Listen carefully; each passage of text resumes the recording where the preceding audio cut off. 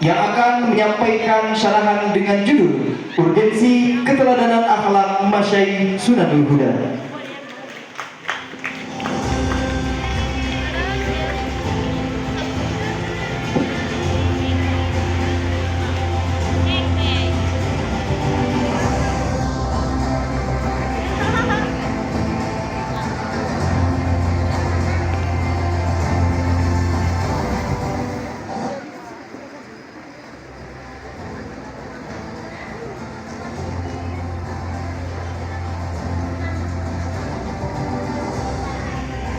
Pergi di mana?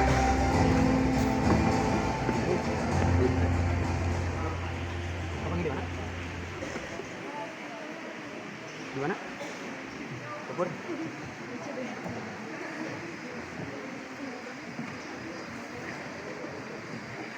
Pergi.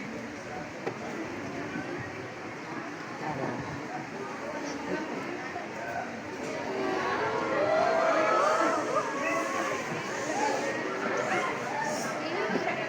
Ini dicekol.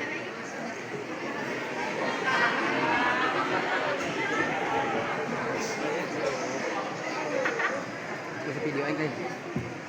Nyaman. Cek.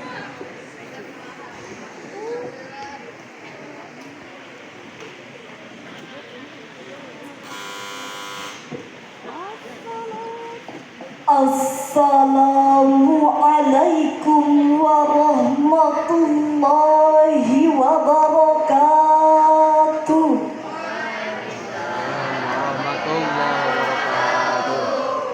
Alhamdulillahilladzi amarna bitta'dibi ala tashkilish syakhsiyyah.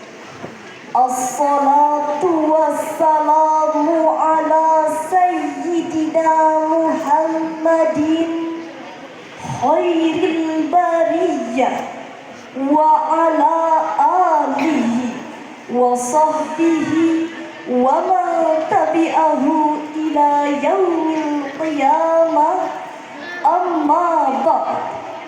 Dewan Hakim yang arif dan bijaksana, hadirin sebangsa dan setanah air yang kami cintai.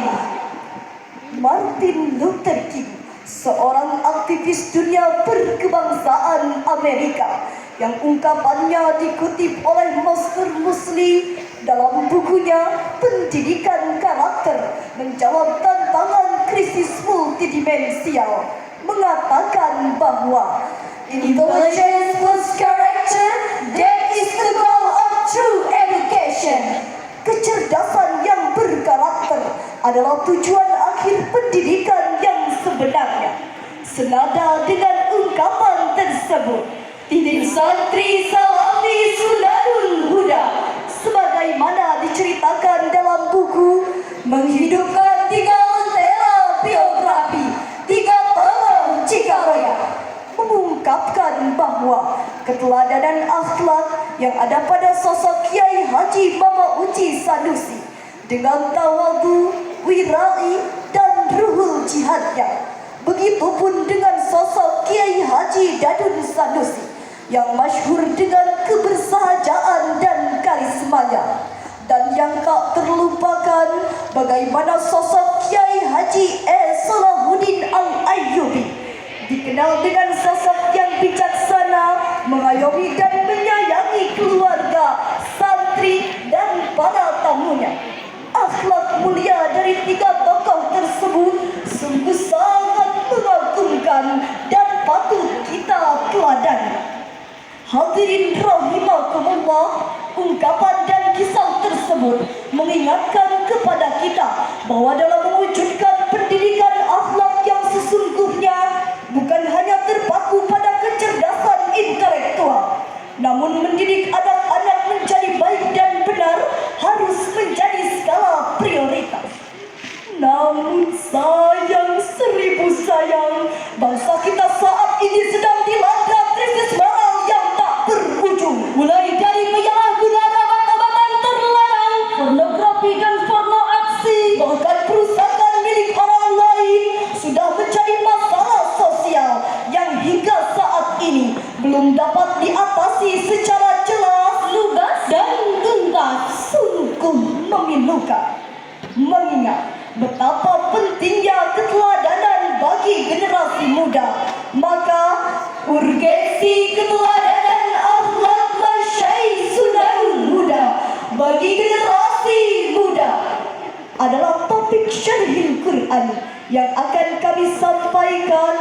dengan rujukan Al-Quran Surah Luqman ayat 13. A'udzubillahi minasyaitonirrajim.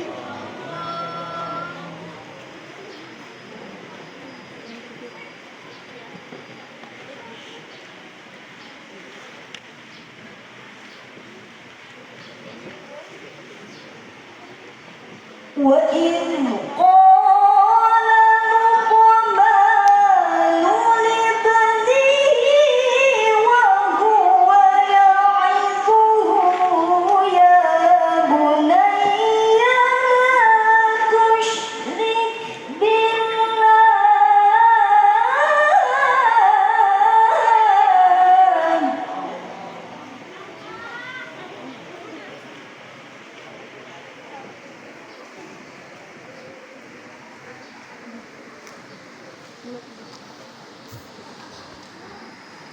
إِنَّ الشِّرْكَ لَظُلْمٌ عَظِيمٌ.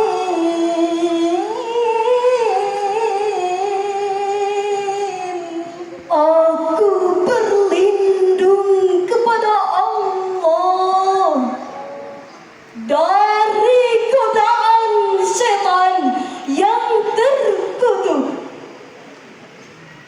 dengan menyebut nama Allah yang Maha Pengasih lagi Maha Penyayang.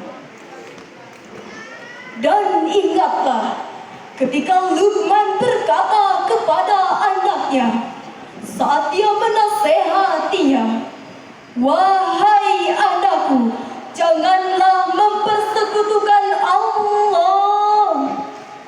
Sesungguhnya mempersekutukan Allah itu benar-benar kezaliman yang besar." Hadirin rahimakumullah, Syekh Wahbah Al-Zuhaili di dalam tafsir Al-Munir jilid 11 halaman 564 menyatakan bahwa kata ya'izuhu berasal dari al-wa'du atau al-izatu yang berarti mengingatkan kebaikan dengan ungkapan halus yang bisa melunakkan hati. Sedangkan menurut Profesor Dr. Quraish Shihab di dalam tafsir Al-Misbah jilid 10 halaman 127, kata ya'izuhu terambil dari kata wa'adhu, yaitu nasihat menyambut berbagai kebajikan dengan ungkapan halus yang bisa menyentuh hati. Luqman memulai nasihatnya dengan seruan menghindari syirik sekaligus mengandung pengajaran tentang wujud Allah yang esa. Oleh karena itu, dalam mendidik anaknya, Luqman menempuh cara yang amat baik yang bisa meluluhkan hati anaknya sehingga mau mengikuti nasihat yang diberikan. Hadirin rahimakumullah, ayat tersebut mengajarkan tentang metode dan prinsip-prinsip pendidikan. Orang tua sebagai guru pertama dan utama bagi seorang anak harus mampu menanamkan hal-hal mendasar ke dalam jiwa dan pribadi anak, yaitu ikatan pemikiran berupa mengikat anak sejak dini hingga dewasa dengan aturan Islam, ajaran-ajaran Al-Quran sebagai pedoman hidup, begitu pula dengan ilmu-ilmu syariat dan akhlak, sebagaimana ayat 14 surah Luqman yang mengajarkan untuk berakhlak baik kepada orang tua. Hadirin rahimakumullah, lalu apa relevansinya ayat ini dengan kisah teladan Masyayikh Sunanul Huda? Jawabannya adalah apa yang diajarkan oleh Kiai Haji Mama kepada buah hatinya Abuya Dadun Sanusi patut kita jadikan suri tauladan. Sebagai contoh, diceritakan dalam buku Menghidupkan Tiga Lentera, suatu ketika almarhumlah Mama Uci Sanusi menanamkan kedisiplinan kepada buah hatinya Abuya Dadun Sanusi dengan selalu mengabsen beliau ketika tidak hadir pada waktu pengajian. Dengan nada tegas, Mama bertanya kepada para santri, "Kamana Dadun? Teang Kakobong." Santri yang mendengar perkataan Mama langsung mencari Abuya Kakobong. Bahkan pengajian tidak akan dimulai sebelum putra kesayangannya itu hadir bersama para santri yang lainnya. Di sisi lain, bagaimana sosok Kiai Haji Salahuddin Al-Ayyubi yang merealisasikan objek dakwahnya ke berbagai kalangan, sehingga banyak yang tongkrongan pemuda yang akhirnya bertaubat dan menjadi jamaah pengajian malam Sabtu berkat kebaikan dan kedermawanan beliau. Subhanallah, inilah sekelumit kisah yang luar biasa. Bagaimana Sunanul Huda yang sangat konsen dengan pendidikan akhlak, kedisiplinan, dan pembinaan karakter yang patut kita teladani dan kita ajarkan kepada generasi muda kita. Hadirin rahimakumullah, Dewan Hakim yang arif dan bijaksana, hadirin sebangsa dan setanah air yang kami banggakan. Pendidikan akhlak harus benar-benar ditanamkan kepada generasi muda, sebagaimana Syauqibe dalam kubahan syairnya menyatakan, "Innamal umamul akhlaqu ma baqiyat fa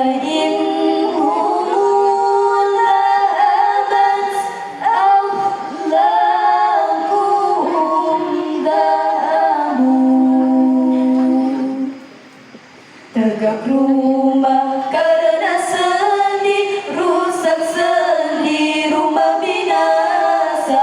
Tegak umat karena budi, rusak budi umat binasa. Akhlak mulia umat sejahtera, amalkannya sepanjang masa, sepanjang masa."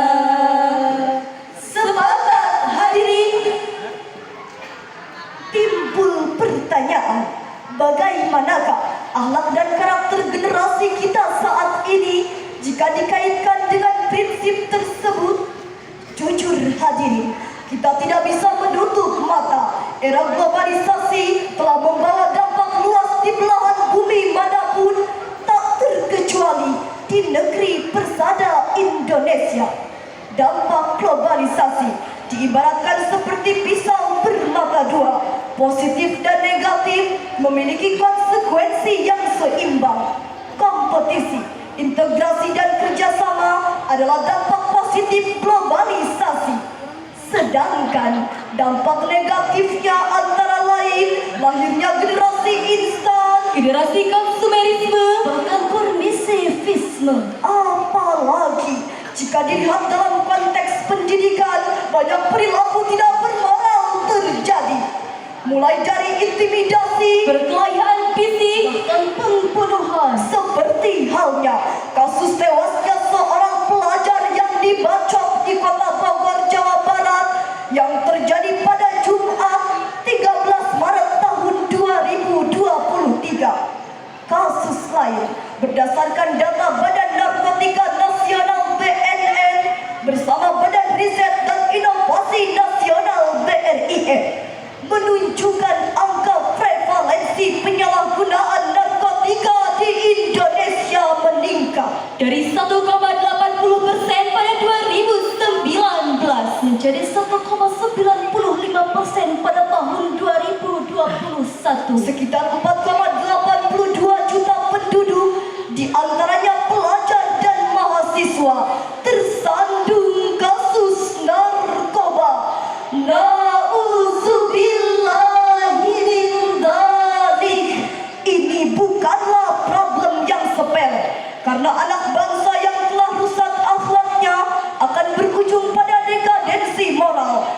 pada akhirnya akan rusak jati diri suatu bangsa. Padahal akhlak dan karakter yang baik dalam jangka panjang adalah faktor penentu dalam kehidupan individu dan bangsa. Demikianlah ungkapan Theodore Roosevelt. Lalu, bagaimanakah upaya untuk menanamkan pendidikan akhlak kepada generasi muda? Jawabannya adalah dengan menanamkan nilai-nilai keimanan dan kebaikan, terutama di lingkungan keluarga, sebagaimana dicontohkan oleh masyaikh pendahulu kita, khususnya di pondok pesantren Sunanul Huda ini. Allah Subhanahu wa taala berfirman dalam Al-Qur'an surah Al-Kahfi ayat 30.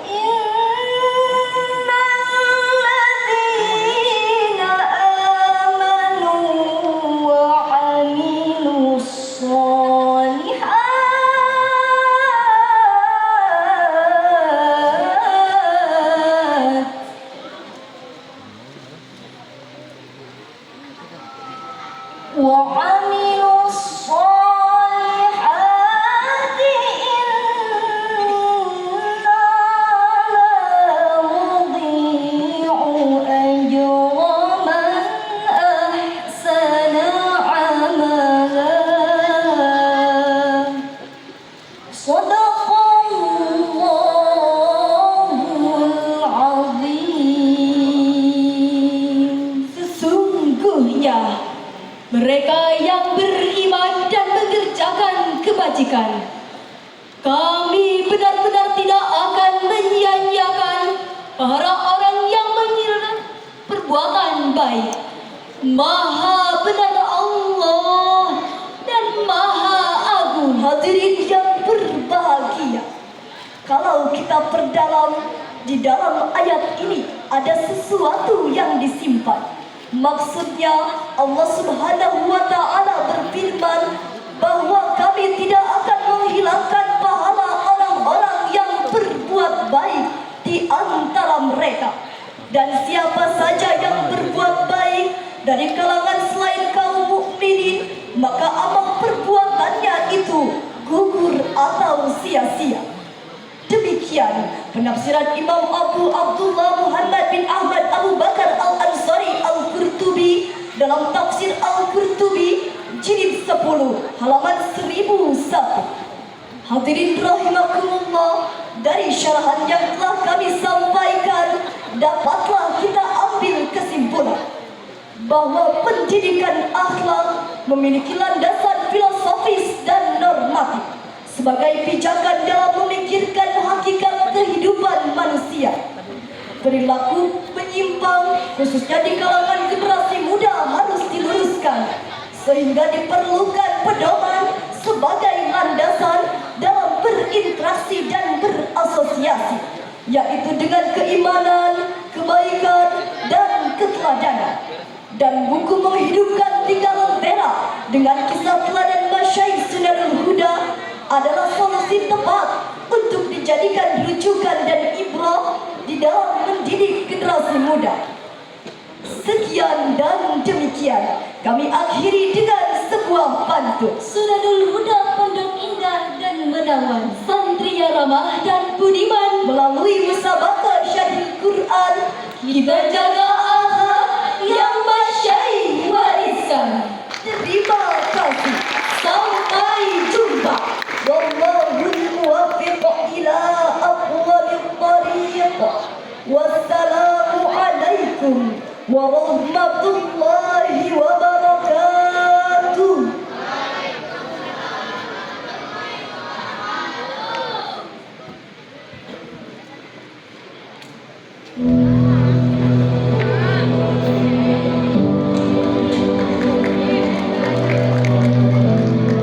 Hadirin, itulah tadi penampilan pamungkas